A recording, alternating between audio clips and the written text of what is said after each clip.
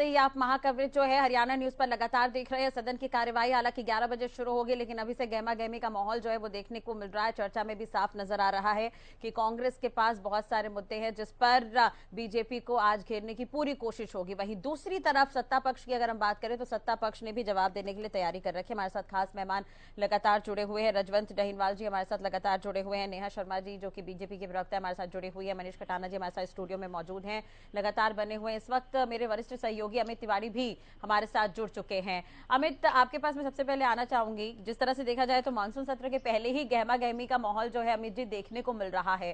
तो अगर हम बात करें आज के मानसून सत्र की, तो किसानों का मुद्दा है, नूह का मुद्दा है, महंगाई है और भी बहुत सारे स्थानीय मुद्दे हैं जिस पर गहमा गहमी देखने को मिलेगी।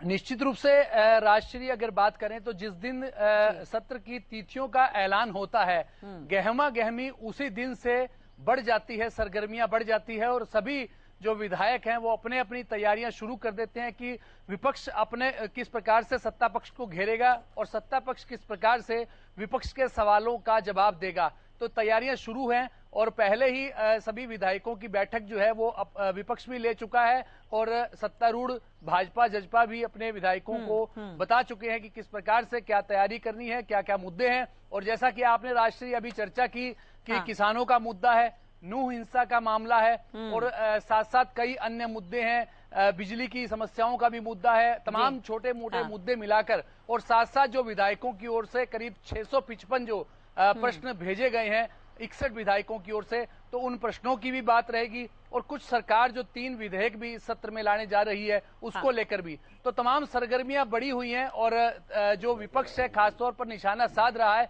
बाढ़ के बाद जिस प्रकार के हालात बने और बाढ़ किन स्थितियों में आई, क्या सरकार का कुप्रबंध था या क्या कुछ ऐसी व्यवस्थाओं में कमी रह गई जिस वजह से नुकसान हुआ, ऐसे तमाम मुद्दे हैं। और साथ साथ किसानों को मुआवजे का मुद्दा भी है और मुआवजा जो फसल बीमा योजना का है वो काफी समय तक लंबित रहता है, उसको लेकर भी निश्चित रूप से यहाँ सवालों की बौछार होगी और हंगामेदार सत्र रहता है हमेशा हरियाणा का। पिछली बार भी हमने देखा, तो इस बार भी पूरी उम्मीद है कि तमाम जो विधायक हैं वो अपने सवाल जब उठाएंगे तो हंगामा होना लाजमी है राष्ट्रीय। और जिस प्रकार से इनेलो के विधायक अभय सिंह चौटाला की ओर से पिछली बार जो वो हमलावर हुए थे उसके बाद उनका निलंबन हुआ, तो इस बार भी ऐसी संभावना है कि जरूर कुछ न कुछ ऐसी बातें रहेंगी। और खासतौर पर जो उनकी ओर से प्रश्न दिया गया है, यानी अपने भतीजे दुष्यंत चौटाला के लिए भी उन्होंने एक प्रश्न रख छोड़ा है। पिछली बार भी उनका जो हमलावर अंदाज था, इस बार भी वे निश्चित रूप से बाढ़ के बाद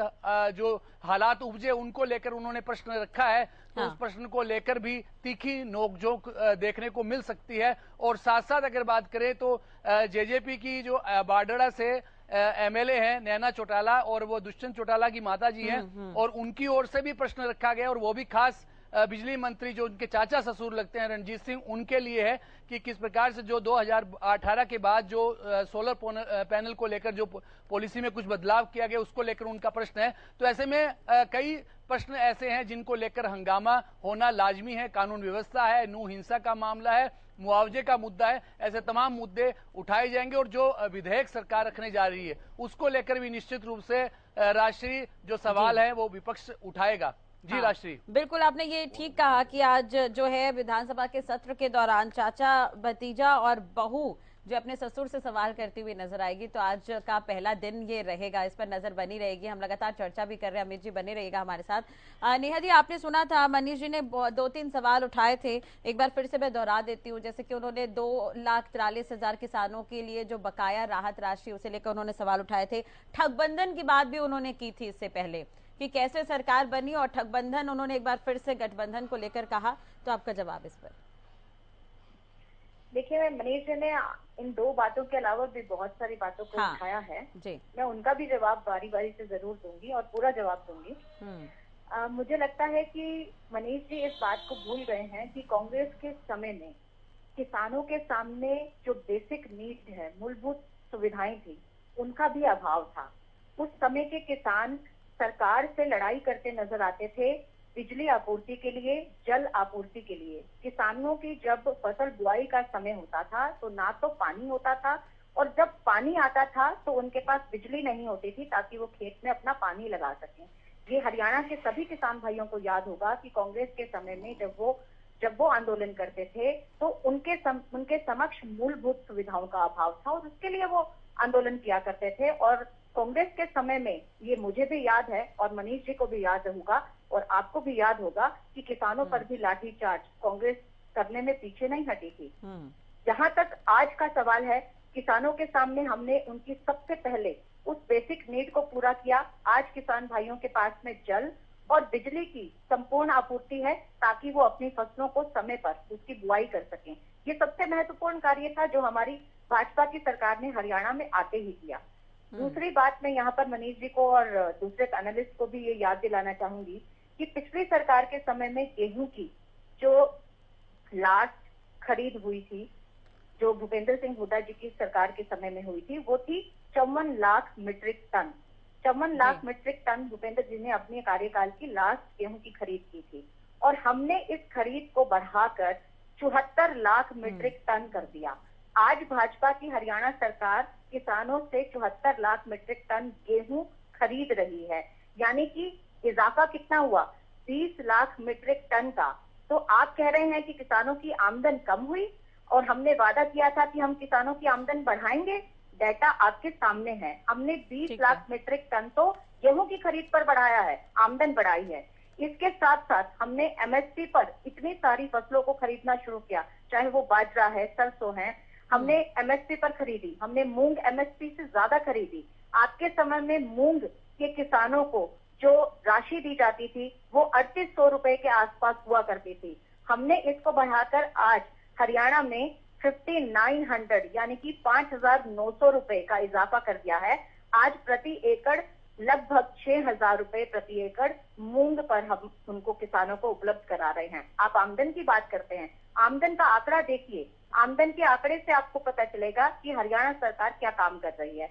इसके साथ साथ जो भवंतर भरपाई योजना थी उसमें हमने पिछले वर्ष 350 करोड़ रुपए वितरित किए और अभी तक 350 करोड़ रुपए वितरित किए हैं, माफ कीजिएगा। और पिछले वर्ष हमने 400 करोड़ रुपए वितरित किए थे भवंतर भरपाई योजना में। हमने किसानों को लाभ पहुंचाने में बिल्कुल भी कमी नहीं छोड़ी है। अगर कोई दलाली का काम बीच में करता था तो वो कांग्रेस सरकार ने किया या उससे पहले की सरकारों ने किया।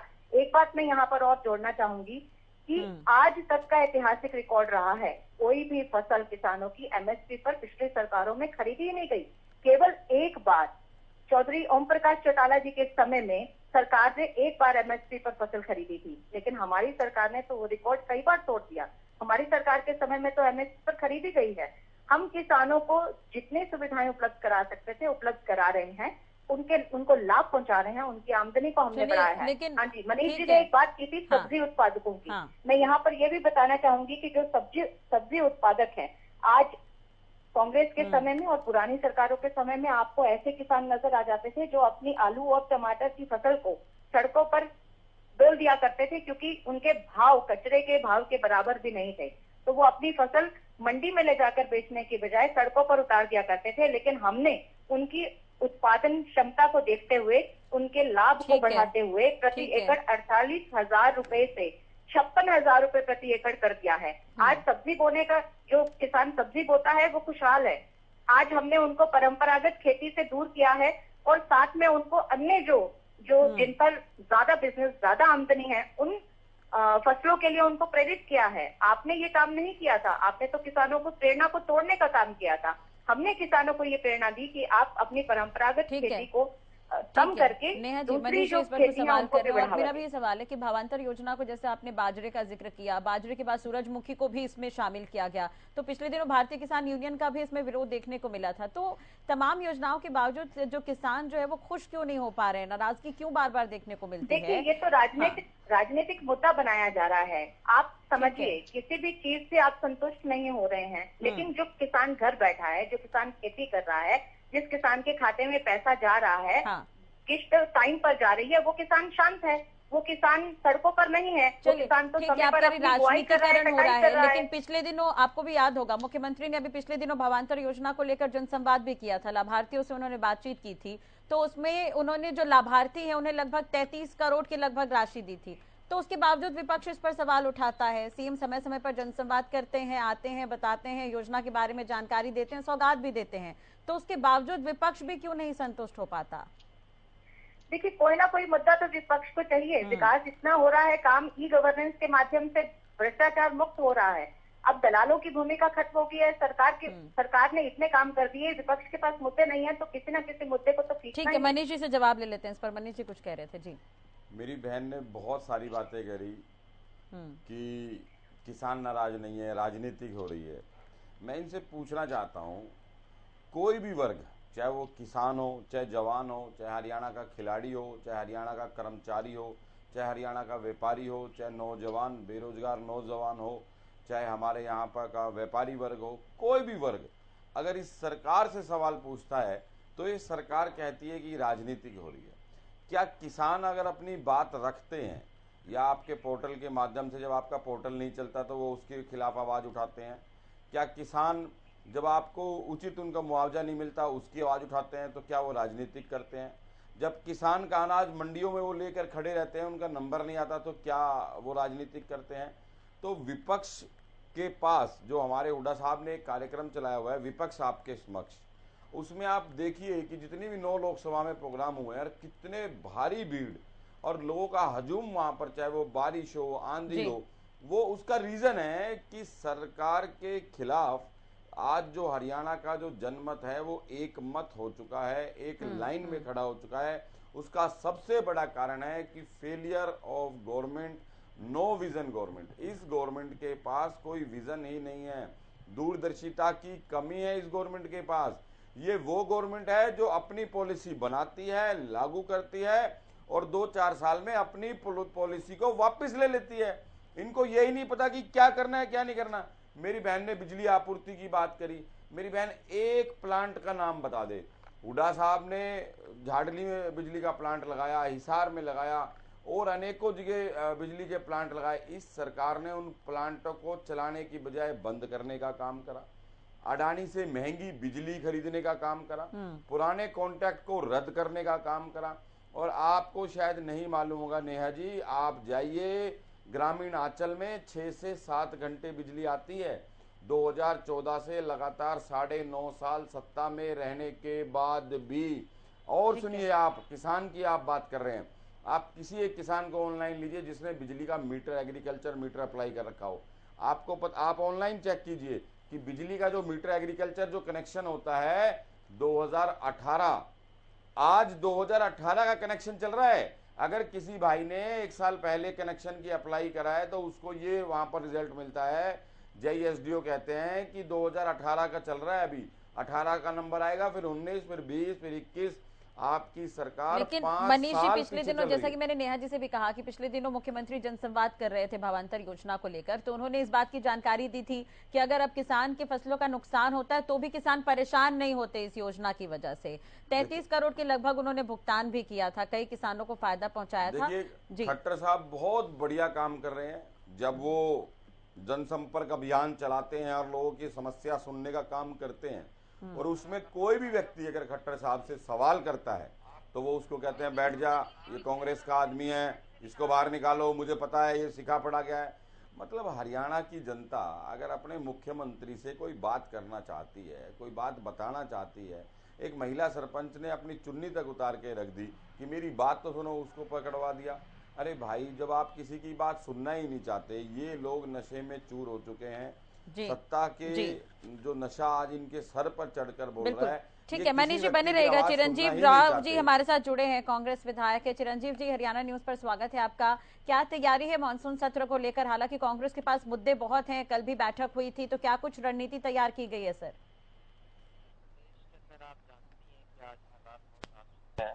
जिस तरह से महंगाई अपने चरम के ऊपर है, कितनी ज्यादा बेरोजगारी प्रदेश में बढ़ती जा रही है।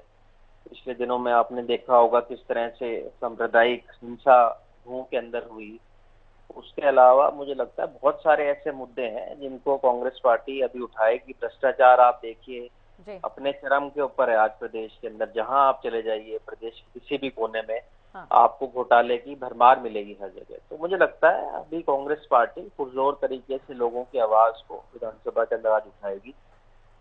जी चिरंजीव जी बने रहेगा हमारे साथ। मेरे वरिष्ठ सहयोगी अमित इस वक्त जुड़े हुए हैं। Amit ji over to you. चिरंजीव जी हमारे साथ जुड़े हुए हैं, कांग्रेस विधायक।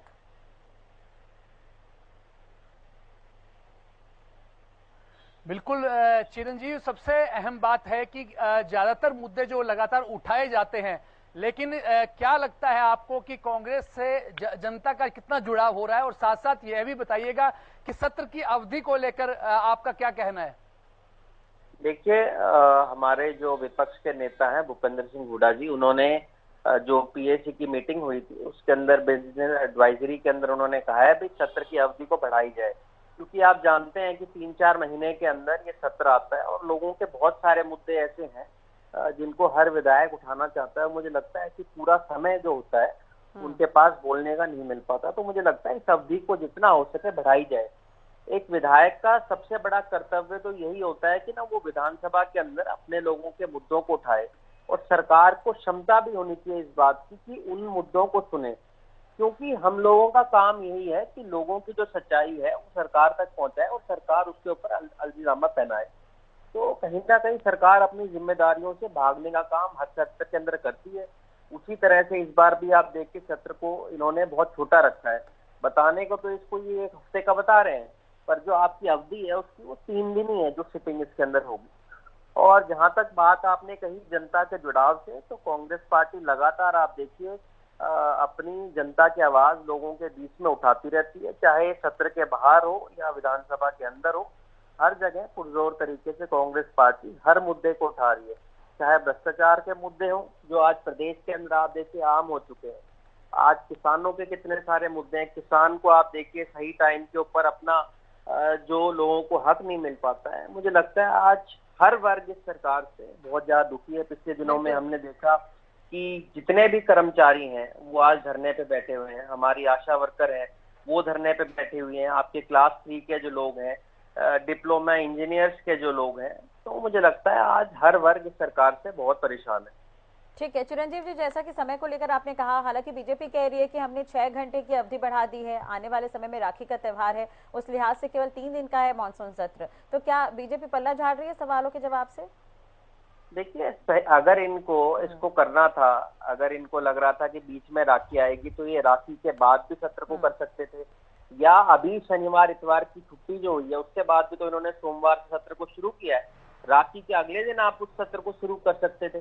कहीं ना कहीं हर बार की तरह सरकार जो है किसी तरह खाना पूर्ति करना चाहती है कि हमने विधानसभा का सत्र कर दिया, पर मुझे लगता है सही मायने में अगर आप चाहते हैं कि भी लोगों की आवाज जो है सरकार तक पहुंचे, लोगों को इसकी सही मायने में मदद मिल पाए सत्र होने से, तो इसकी अवधि को बढ़ाकर, ताकि सब विधायक अपनी बात जो है, और मुझे लगता है चाहे सत्ता पक्ष के हो चाहे विपक्ष के हो, कोई भी इस बात से नकारेगा नहीं कि भी इसकी अवधि को इन्हें बढ़ाना चाहिए। ठीक है, लेकिन अवधि तो तय हो गई है। अब उस लिहाज से भी अगर हम देखें तो 2024 भी है आगामी, तो उस लिहाज से कितना अहम है मानसून सत्र ये?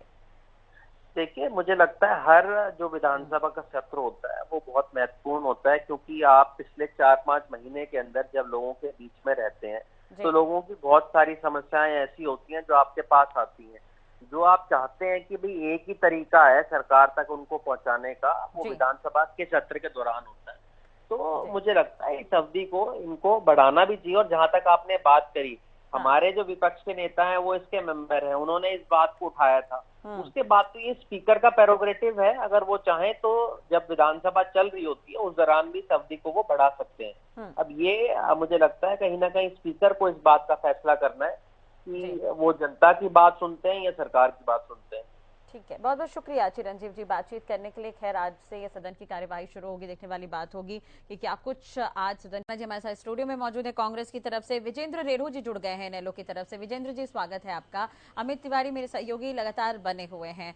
अपनी बात पूरी करिए। नेहा जी, जैसे कि सवाल उठाए गए हैं अब उस पर मैं आपसे जानना चाहूंगी, जैसा कि आप अपनी बात कह रही थी ठगबंधन को लेकर, मनीष जी के सवालों के जवाब दे रही थी, और भी बहुत सारे मुद्दे जिन पर चर्चा होंगी। मैं आपके पास आऊंगी दोबारा, विजेंद्र जी से बात कर लेते हैं। विजेंद्र जी, इनेलो की क्या तैयारी है, कौन कौन से मुद्दे जो हैं वो आज सदन में देखने को मिल सकते हैं? हाँ मैडम जी, देखिए इंडियन नेशनल लोकदल पार्टी जो है हमेशा पूरी तैयारी के साथ सत्र में जाती है, क्योंकि जो हरियाणा प्रदेश से हमसे बहुत उम्मीद लगाए रहता है, क्योंकि अभय सिंह चौटाला ही एक ऐसे विपक्ष के नेता है जो मुद्दों को मजबूती से उठाने का काम करते हैं। इस बार इंडियन नेशनल लोकदल पार्टी की तरफ से 10 ध्यानाकर्षण प्रस्ताव प्रस्तुत किए गए हैं और लगभग जो है ना 10 हमारे जो 8 स्टार्ट क्वेश्चन हैं, 3 अनस्टार्ड हैं, एक गैर सरकारी संकल्प पत्र दिया गया है। तो इस प्रकार से जो ध्यानाकर्षण प्रस्ताव हमने दिए हैं उनमें मुख्य रूप से तो महिला उत्पीड़न का सबसे बड़ा मामला जो हरियाणा प्रदेश में हुआ और दिल्ली में काफी लंबे समय तक जंतर मंतर पर जो है ना धरना भी महिला पहलवानों ने देने का काम किया, वो हमारा मुख्य मुद्दा है। इसके साथ जो अभी बाढ़ में तबाही मचाई है, किसानों की फसल काफी बर्बाद हो गई, घर गिर गए हैं, जाने भी गई हैं, मवेशियां भी मर गई विजेंद्र जी, और आज डिप्टी तक सीएम से सवाल करेंगे अभय चौटाला, उसमें कोई राहत नहीं देने का काम किया है। जी, डिप्टी सीएम से सवाल रहेगा अभय चौटाला का, जैसा कि है कि ई मुआवजा को लेकर आप लोग सवाल करने जा रहे हैं। जी हाँ बिल्कुल, मुआवजे को लेकर के बहुत ही महत्वपूर्ण सवाल है, क्योंकि लगभग 1 महीने से ऊपर हो चुका है। बाढ़ ने जो तबाही मचाई थी, आज तक लोगों को किसी प्रकार की कोई राहत नहीं दी गई है। क्यों सरकार इतना डिले कर रही है, इसमें क्यों समय पर मुआवजे का भुगतान नहीं किया जा रहा है? विजेंद्र जी, आप अभी जुड़े हैं, नेहा जी का कहना है कि राजनीतिकरण किया जाता है, इस पर किसानों को बरगलाने की कोशिश की जाती है, इसलिए ये सब होता है।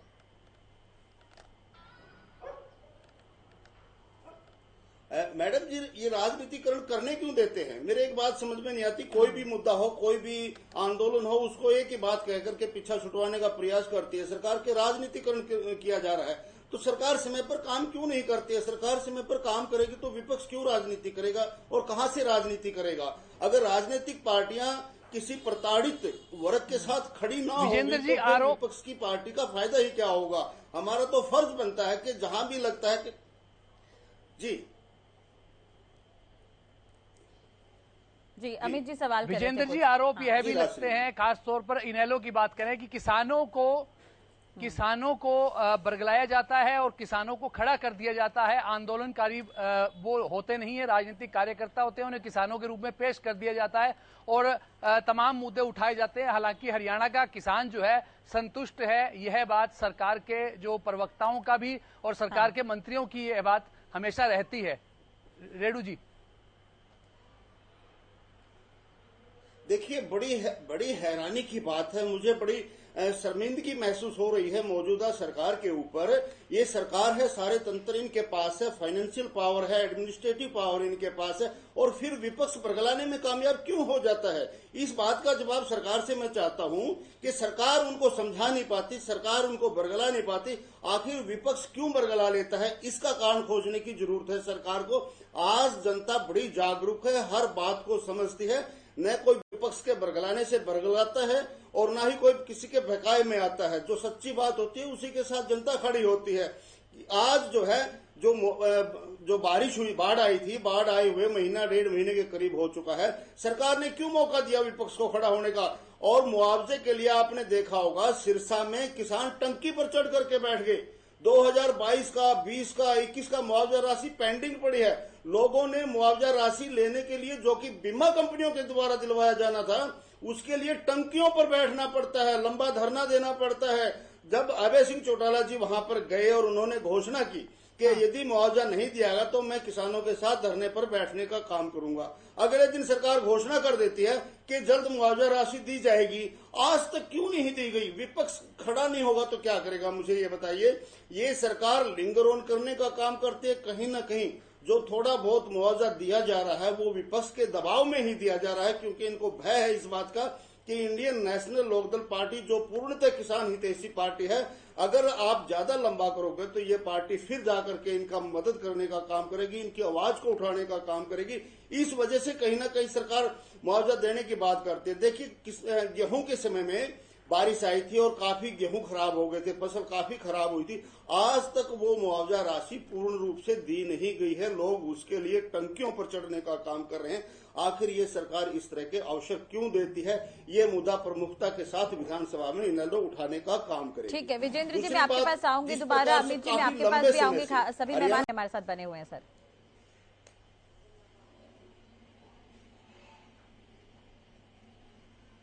में खुद अभय सिंह चौटाला गए थे और वहीं से वे ऐलनाबाद विधानसभा क्षेत्र का प्रतिनिधित्व करते हैं। वहां भी उन्हें किसानों सभा क्षेत्र का प्रतिनिधित्व करते हैं, वहां भी उन्हें किसानों के ही जो विरोध प्रदर्शन कर रहे थे लोग, उनके विरोध का सामना अभय सिंह चौटाला को भी करना पड़ा।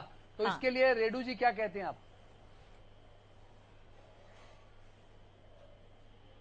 हाँ, देखिए, अभय सिंह जी चौटाला को जो विरोध का सामना करना पड़ा, उसके पीछे भी सरकार का ही हाथ है। सरकार अगर समय पर इस तरह के भुगतान करती तो जनता ये पूछती है कि आप हमारी आवाज को उठाओ, और हम इंतजार करते हैं सरकार बिना आवाज उठाए यदि काम कर दे तो अच्छी बात है। लेकिन जब सरकार काम नहीं करती है तो विपक्ष को तो आवाज उठानी पड़ती है, और वही आवाज उठाने के लिए हम वहां पर चले गए हैं। देखिए, जिस प्रकार से अभी आपने शिक्षा मंत्री जी को सुनाया, हम बड़ा सम्मान करते हैं, क्योंकि शिक्षा का तो क्षेत्र अपने आप में ही वैसे ही सम्माननीय होता है। लेकिन ये कह रहे हैं कि हमारे पास का बिजनेस ही इतना था और इसलिए हमने 3 दिन का ही सेशन रखा। मैं समझता हूं कि आज तक के 40-45 वर्षों के इतिहास को अगर देखा जाए, इस बार जितने मुद्दे हैं, चाहे वो प्राकृतिक कारणों से ही क्यों ना बन गए हों, इतने सारे मुद्दे हैं, 10 दिन भी कम पड़ते। लेकिन सरकार ने कहीं ना कहीं इन जवाबों से बचने के लिए ये जो बिजनेस एडवाइजरी कमेटी में 3 दिन का ही समय रखा गया है, ये सिर्फ इसीलिए रखा गया है ताकि सरकार को ज्यादा जवाब ना देना पड़े और जल्दी से टाइम व्यतीत हो जाए और सेशन की एक फॉर्मेलिटी पूरी कर ली जाएगी। इनसे ये जवाब नहीं देंगे। अभय सिंह जी चौटाला आज बड़े लोकप्रिय नेता है। अभय सिंह चौटाला का कहीं भी विरोध नहीं होता।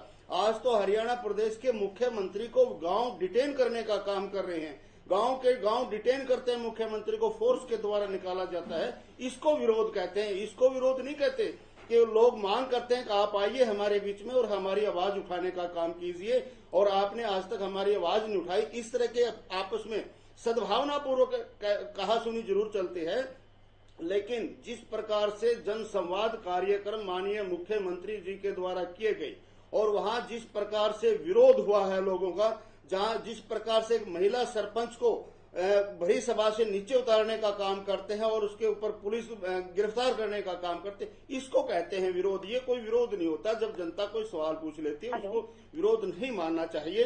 राजश्री जी, देखिए, सब दूसरा मुद्दा, हाँ, दूसरे मुद्दे की यदि मैं बात करूं तो एक तो मैं यही कहना चाहूंगा कि सरकार ने टाइम कम रखा इस सेशन के लिए, समय ज्यादा होना चाहिए था और जानबूझ करके कम रखने का काम किया गया है।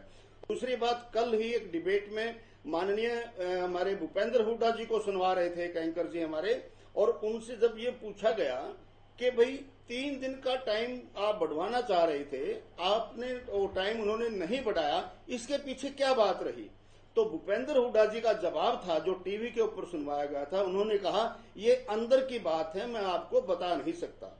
मैं ये पूछना चाहता हूं कांग्रेस पार्टी वालों से, भाई ऐसी जो अंदर की बात कौन सी हो गई जो आप पब्लिकली नहीं बता सकते, वो भी गवर्नमेंट के साथ, और सेशन का समय बढ़वाने के लिए आपने डिमांड की, तो आप वो बात क्यों नहीं बताते कि भाई इस वजह से नहीं बढ़ाया गया, या मैंने कहा ही नहीं बढ़ाने के लिए, मैंने प्रेशर ही नहीं दिया इसलिए नहीं बढ़ाया गया। तो वो अंदर की बात क्यों छुपाना चाहते हैं? कहीं ना कहीं इससे ये शंका बनती है राजश्री जी कि कांग्रेस भी सरकार के साथ मिली हुई है और बाहर कुछ है। ठीक है, मनीष जी से इस पर जवाब ले लेते हैं। बड़ा आरोप आप लगा रहे हैं, आप कह रहे हैं कि सरकार के साथ मिली हुई है कांग्रेस पार्टी। ठीक है मनीष जी, मैंने उदाहरण के साथ बताया है। राजश्री जी, मेरे बड़े भाई, बहुत सीनियर हमारे प्रवक्ता हैं इंडियन नेशनल लोकदल के, रेडू साहब, वो कुछ भी कहें और कैसे भी कहें, लेकिन सच्चाई जब हरियाणा में राज्यसभा का चुनाव था, आपने भी सुना था मनीष जी, कल आप हम इकट्ठे थे दोनों। कोई बात नहीं रेडू साहब, कौन पार्टी किसके साथ मिली हुई है? हरियाणा में राज्यसभा चुनाव ने इनेलो ने कहां पर वोट डाली, जेजेपी ने कहां वोट डाली और बीजेपी ने कहां वोट डाली? तीनों पार्टियों ने एक मत होकर एक जगह वोट डाली। इस चीज से ही साफ अंदाजा लगाया जा सकता है कि कौन किसके साथ है। दूसरी मेरी जो बड़ी बात जो भाई ने कही, एक्चुअली क्या है, हुड्डा साहब के 10 साल के कार्यकाल को अगर देखा जाए तो आज हर व्यक्ति हुड्डा साहब के कार्यकाल को याद करता है। वो याद इसलिए करता है कि हुड्डा साहब के कार्यकाल में हरियाणा खेल खिलाड़ियों के लिए नंबर 1 था, हरियाणा प्रति व्यक्ति आय और निवेश में नंबर 1 था, हरियाणा इंफ्रास्ट्रक्चर के मामले में, हरियाणा डेवलपमेंट के मामले में, हरियाणा मेट्रो के मामले में, हरियाणा रोड के मामले में, हरियाणा किसान के मामले में, हरियाणा जवान के मामले में हर तरीके से नंबर 1 था। हर वर्ग, चाहे वो खिलाड़ी था, चाहे कर्मचारी था, चाहे वो व्यापारी था, हर व्यक्ति यहाँ पर खुश था। हर तरीके की सहूलियत हुड्डा साहब के कार्यकाल में लोगों को दी गई। मेट्रो मात्र 3 साल के अंदर 4 शहरों से जोड़ने का काम हुड्डा साहब ने मात्र 3 साल में हरियाणा के 4 शहरों से जोड़ने का काम करा। आज हरियाणा की जनता देखती है कि पिछले 9 साल से मेट्रो वहीं की वहीं खड़ी है। ये वो लोग हैं जो एक सिंगल पिलर आगे नहीं बढ़ा पाए। तो चाहे वो जेजेपी हो, चाहे बीजेपी हो, चाहे इनेलो हो, आज इनको 2024 में सबसे बड़ा खतरा, सबसे बड़ा डर, इनके रात में जो सपने में आते हैं वो चौधरी भूपेंद्र सिंह हुड्डा आते हैं। तो इसलिए कहीं ना कहीं ये उनको घेरने का काम करते हैं, लेकिन बातों से नहीं घेरा जाता। आदमी का काम बोलता है। वो कहते हैं ना, कर्म प्रधान होता है। तो हुड्डा साहब के जो कर्म थे, जो उन्होंने हरियाणा के खिलाड़ियों को डायरेक्ट डीएसपी जैसे पदों पर भर्ती कर कर हरियाणा में एक ऐसी खेल नीति बनाई कि मात्र 2% आबादी होने के बाद भी हरियाणा खिलाड़ी मेडल के मामले में 66% योगदान देने में कामयाब रहे। हरियाणा का जवान, हर घर से एक जवान आज हमारा भारतीय फौज की सेना में भर्ती है। तो ऐसी बहुत सारी चीजें हैं। अगर हम इन्वेस्टमेंट की बात करें तो सबसे ज्यादा इन्वेस्टमेंट हुड्डा साहब के कार्यकाल में हरियाणा में आया। अगर हम बिजली प्लांट की बात करें, सबसे ज्यादा प्लांट बिजली के हरियाणा में हुड्डा साहब के कार्यकाल में लगे। सबसे ज्यादा विश्वविद्यालय हुड्डा साहब के कार्यकाल में बने। अगर मेडिकल हब के रूप में हरियाणा जाना गया तो वो हुड्डा साहब के कार्यकाल में जाना गया। मेट्रो और रैपिड मेट्रो, अगर देश में कहीं पहली रैपिड मेट्रो चली तो वो हुड्डा साहब के काल में चली। अगर भाईचारा अगर कहीं बना और दिखा तो वो हुड्डा साहब के कार्यकाल में दिखा। तो हुड्डा साहब के कार्यकाल में जिस तरीके से हरियाणा विकास का रथ लेकर और वो पहिया आगे बढ़ रहा था, आज हरियाणा की जनता उसको महसूस करती है, उस चीज को एवल्यूट करती है। दोनों चीजों को नापा जाता है कि 10 साल में हुड्डा साहब ने क्या काम करा और 10 साल के अंदर भारतीय जनता पार्टी ने क्या काम करा। ठीक है। भारतीय जनता पार्टी ने 5 बार हरियाणा को जलाने का काम करा, नौजवानों को बेरोजगार करने का काम करा, जवानों के लिए 4 साल की ठेकेदारी प्रथा पर फौज में भर्ती करने का काम करा, खिलाड़ियों को जंतर मंतर पर पीटने का काम करा। और आज कितनी बड़ी बात है कि हमारा हिंदुस्तान हरियाणा का खिलाड़ी जो कि वर्ल्ड रेसलिंग फेडरेशन में उनको बाहर कर दिया गया है, वो वहां पर नेशनल एंथम नहीं गा सकते, हिंदुस्तान का फ्लैग नहीं दिखा सकते। ये शर्म की बात है भारतीय जनता पार्टी के लिए कि इन्होंने अपने एक सांसद को बचाने के लिए जिस तरीके से हरियाणा के खिलाड़ियों का अपमान करा है, देश के खिलाड़ियों का अपमान करा है, इनको खड़े होकर माफी मांगनी चाहिए। ठीक है जी, मेरे वरिष्ठ सहयोगी अमित जी कुछ कह रहे हैं। जी खटाना जी, मेरा सवाल आपसे है कि आप कह रहे हैं जब सब खुश और खुशहाल थे तो मन और मत बदला गया, वो क्या कारण रहे उस दौरान के? और अभी भी रेणु जी का सवाल बाकी है, मैं उसी को दोबारा से दोहराना चाहूंगा कि हुड्डा साहब ने कहा कि अंदर की बात है, वो खटाना साहब अंदर की बात अब तक बाहर नहीं निकली, आपने भी कुछ उस पर चर्चा नहीं की। अमित जी, हुड्डा साहब 2 बार प्रदेश के मुख्यमंत्री रहे, विधायक रहे, मेंबर पार्लियामेंट रहे, आज नेता विपक्ष हैं। और हरियाणा में क्या बात कहां पर उठानी चाहिए, आपसी सांप्रदायिक तनाव लोगों के बीच ना फैले, ऐसी बात हुड्डा साहब ने कभी भी अपने राजनीतिक स्वार्थ के लिए और हित के लिए ना कभी बोली है, ना कभी वो बोलते हैं। तो ऐसी कोई ना कोई बात होगी जिससे आपसी भाईचारा खराब हो सकता है। तो ऐसी बहुत सारी बातें हैं और एक अच्छे सुलझे हुए नेता होने से पहले वो एक हरियाणवी है और हरियाणा के प्रति उनकी जिम्मेवारी बनती है कि ऐसी कोई बात, इतना बड़ा लीडर, इतना बड़ा नेता जो आज हरियाणा के दिलों में बसता है वो ऐसी कोई बात ना करे जिससे आपसी भाईचारा खराब हो, कोई मनमुटाव हो, कोई सांप्रदायिक तनाव की स्थिति बने। तो मैं हुड्डा साहब की इस बात को सैल्यूट करता हूं कि वो कभी राजनीतिक प्रेरित होकर बात नहीं करते, हमेशा हरियाणा की जनभावना को लेकर, हरियाणा के भाईचारे को लेकर और हरियाणा की विकास की बात करते हैं। ऐसे व्यक्ति को विजेंद्र जी कुछ कह रहे, विजेंद्र जी थोड़ा जल्दी सर, ब्रेक का टाइम हो गया, अपना सवाल रखिए।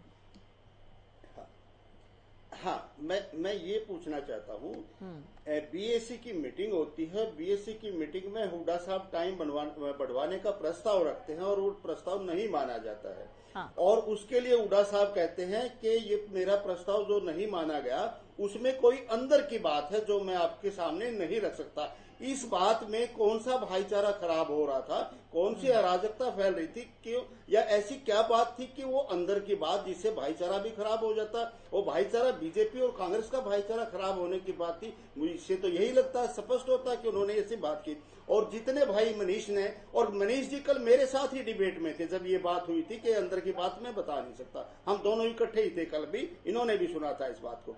और जो इतने सारे विकास के कार्य मनीष भाई ने गिनवा दिए, जो 67 से 40 पर आ गए थे और 40 से 15 पर ये सिमट गए। अमित भाई ने ठीक पूछा है, मन भी बदल गए और मत भी बदल गए। आखिर वो बदले क्यों इतने सारे आपने विकास करवाए गए थे? तो ये सारी के सारी झूठ की बातें हैं। अगर ऐसी इतना विकास होता तो ये मन नहीं बदलता और मत भी नहीं बदलते और कांग्रेस को सत्ता सौंपती हरियाणा प्रदेश की जनता। लेकिन भाई ने वो नहीं गिनवाए कितने बड़े बड़े भ्रष्टाचार हुए, कितने बड़े बड़े जमीनी घोटाले हुए, कितनी जमीनों को लूटने का काम किया गया, कितने किसानों की जमीनों को प्राइवेट कंपनीज को देने का काम किया गया। वो भी तो बता देते तो जरा ज्यादा और अच्छा रहता। किस प्रकार से रोहतक में गोलियां चली थी वो भी बता देते, थोड़ा अच्छा रहता। चलिए इस पर जवाब लेंगे। रेणु जी बने रहेगा हमारे साथ, अमित जी बने रहेगा, मनीष जी बने रहेगा, अनिया जी बने रहेगा। बिल्कुल बिल्कुल चर्चा को आगे बढ़ाएंगे सर, ब्रेक का वक्त हो गया है, चर्चा को आगे बढ़ाएंगे। तो विधानसभा का मानसून सत्र और लगातार हम चर्चा कर रहे हैं, बहुत सारे मुद्दे हैं, गहमा गहमी का माहौल अभी से देखने को मिल रहा है। 1 घंटा बाकी है सदन की कार्यवाही शुरू होने में और उससे पहले चर्चा के दौरान ये स्पष्ट है कि सदन की कार्यवाही भी हंगामेदार रहेगी। आगे भी हम चर्चा करेंगे, फिलहाल यहाँ रुकना होगा एक छोटे से ब्रेक के लिए।